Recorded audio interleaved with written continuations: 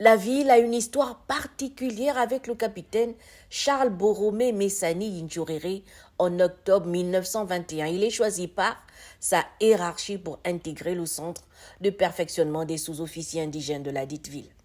En 2024, cette commune du sud de la France honore ce héros de la Seconde Guerre mondiale, mort le 7 juin 1940 à Irène en érigeant un rond-point baptisé Capitaine Charles Yintiouréré. Une place stratégique située en face du musée des troupes de marine de Fréjus. C'est un honneur immense de vous recevoir ici à Fréjus pour l'inauguration du rond-point à la mémoire du capitaine Charles Yintiouréré. 2 semaines après la première visite en France du président de la transition, le général Brice Clotaire Oligui Nguema, qui s'est notamment rendu à Irène dans la Somme afin d'honorer la mémoire du capitaine. Un homme dont la bravoure l'a conduit jusqu'au sacrifice ultime, donner sa propre vie pour sauver les soldats placés sous son commandement. Un an après son arrivée au centre de perfectionnement des sous-officiers indigènes, Charles en sort major de la section sénégalaise. Au regard de ses compétences, il est nommé instructeur adjoint du dit établissement.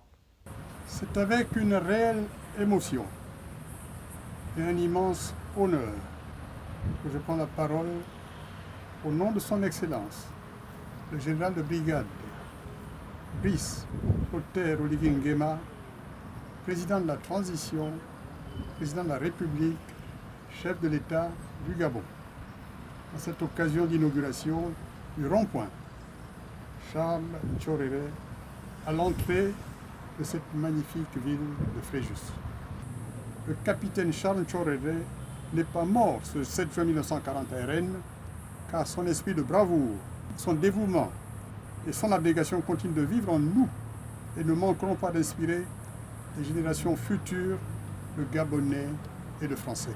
Le vaillant soldat qui s'est engagé volontairement dans l'armée française en 1916 marque les esprits et l'histoire. Le 24 mars 1923, il devient l'un des rares Africains à recevoir le grade d'officier au sein des troupes coloniales françaises.